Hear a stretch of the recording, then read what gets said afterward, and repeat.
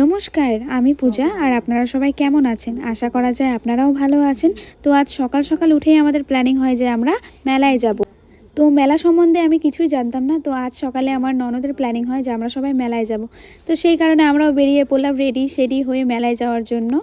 তো এই দিকে আমি, আমার শাশুড়ি আর আমার বর চলে গেছিলাম একটা বাইকে, আর ওই দিকে আমার ননদের শাশুড়ি আর ননদের বর একটা বাইকে। তো আমাদের পুচকিটাও গিয়েছিল। যেহেতু আমাদের বাড়ির থেকে আমাদের মেলাটা অনেকটাই দূরে, সেই কারণে আমরা সকাল সকাল বেরিয়ে গেছিলাম। ওই ধরুন 10টা নাগাদ। তো আমাদের ওখানে পৌঁছতে পৌঁছতে 1টা বেজে গিয়েছিল। যেতে যেতে আমাদের এখানে একটা না বাঁশের ব্রিজ তৈরি, মানে ওই ধরুন নদীর সাইডে বাঁধের মতন করা আছে, বাঁশের কি বলে ওটা জানি না। তো ওই দিয়ে হাঁটতে হয়েছিল, কারণ বাইকে তো যাওয়া যাবে না, তাই না? তো আমরা হেঁটে হেঁটে গিয়েছিলাম আর ওরা বাইক নিয়ে আসছিল। তো ওইদিকে আমাদের বাইকটাও রাখা হয়ে গেছে।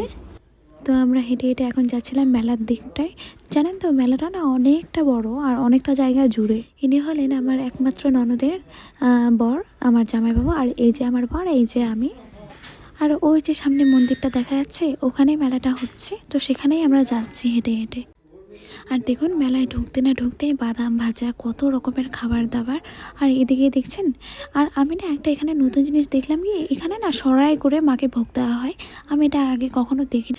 তো এই মেলাটায় না আমি আগে কোনো দিনও আসিনি, আর আমি জানিও না যে এখানে মেলা হয়। তো আমি এবার প্রথম এসেছি, এসেই দেখি এত ভিড়, এত লোকজন। আর এখানে দেখুন কত রং বেরঙের সিঁদুর, তাই না? লাল, নীল, হলুদ, কত রকমের, তাই তো? তারপরেই চলে গেছিলাম মেলার ভেতরটাতে। তো মেলার ভেতরটা অনেকটা বড়, অনেক, আপনাদের তো বললামই, অনেকটা প্লেস জুড়ে। তো মেলার ভেতরটাও সেরকম অনেকটা জায়গা জুড়ে, কত সুন্দর সুন্দর জিনিস, কত রকমের ভ্যারাইটিস, কত কী।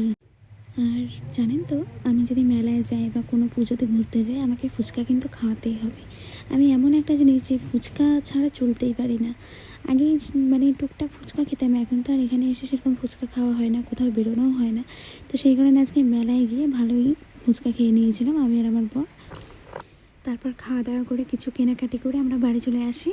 আর ইনি হলেন আমাদের ছোট্ট পরি, আমাদের রাজকন্যা বলা চলে। ইনি হলো আমাদের মেয়ে মেঘনা।